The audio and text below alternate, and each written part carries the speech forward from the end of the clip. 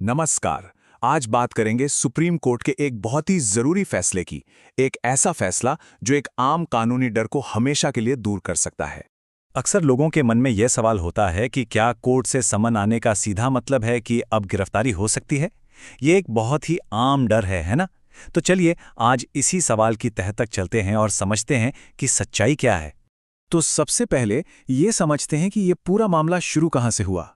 Supreme court ने एक बड़ी दिक्कत देखी, खास तौर पर बिहार और झारखंड जैसे राज्यों में जहां हमारी न्याय व्यवस्था एक अजीब से दबाव में थी। और जानते हैं ये दबाव क्यों था? वजह थी एक कानूनी गलतफहमी। सुनने में शायद छोटी लगे, लेकिन ये गलतफहमी हमारे कोर्ट्स पर इतना ज्यादा बोझ डाल रही थी कि पूरी व्यवस्था ही चरमराने लगी थी। अब ये जो समस्या थी ना, ये खास तौर पर कंप्लेंट केसेस यानी कि शिकायत मामलों में आ रही थी।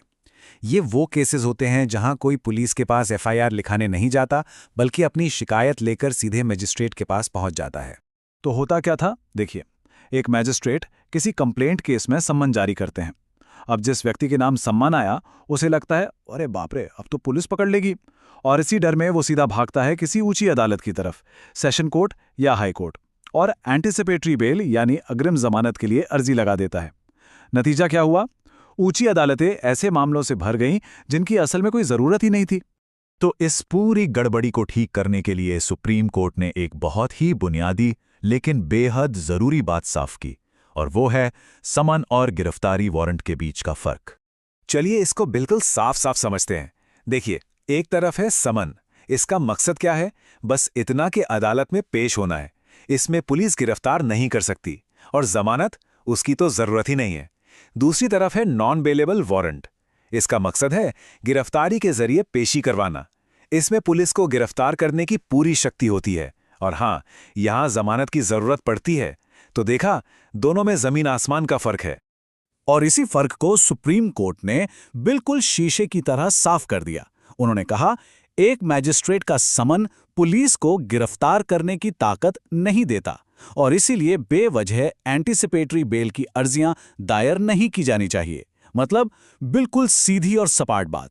तो अब सवाल उठता है कि अगर वो तरीका गलत था तो सही क्या है। चलिए अब देखते हैं कि सुप्रीम कोर्ट ने इस पूरी प्रक्रिया को कैसे ठीक किया, कैसे इसे वापस इसकी सही जगह पर लाया। सही प्रक्रिया तो सच कहूं तो बहुत ही सीधी और सरल है। देखिए, पहला स्टेप, मजिस्ट्रेट के पास शिकायत दर्ज हुई। दूसरा, मजिस्ट्रेट ने समन जारी किया। तीसरा, जिस व्यक्ति के नाम समन है वो तय तारीख पर कोर्ट में पेश हो गया। और चौथा, केस सामान्य रूप से आगे बढ़ गया। बस इतना ही। इस पूरी प्रक्रिया में कहीं भी बेल या जमानत का जिक्र ही नहीं है। यहां तक कि सुप्रीम कोर्ट ने एक और बात साफ कर दी। मान लीजिए मजिस्ट्रेट समन जारी करने से पहले पुलिस को सिर्फ एक शुरुआती जांच का आदेश देते हैं, तो उस जांच के दौरान भी पुलिस किसी को गिरफ्तार नहीं कर सकती। मतलब गिरफ्तारी का तो सवाल ही पैदा नहीं होता। और दिलचस्प बात यह है कि सुप्रीम कोर्ट ने सिर्फ आम लोगों की गलतफहमी ही दूर नहीं की, बल्कि उन्होंने निचली अदालतों को भी आईना दिखाया। उन्होंने खास तौर पर झारखंड हाई कोर्ट के एक मामले का जिक्र करते हुए कहा कि निचली अदालतें लोगों को गलती से रेगुलर बेल फाइल करने को कह रही थी। कोर्ट ने जोर देकर कहा, जब गिरफ्तारी का खतरा ही नहीं है तो फिर किसी भी तरह की जमानत की जरूरत क्यों पड़ेगी। तो ठीक है, हमने पूरा मामला समझ लिया, लेकिन अब सबसे बड़ा सवाल, इस पूरे फैसले का, इस सफाई का आखिर मतलब क्या है? एक आम इंसान के लिए इसके क्या मायने हैं?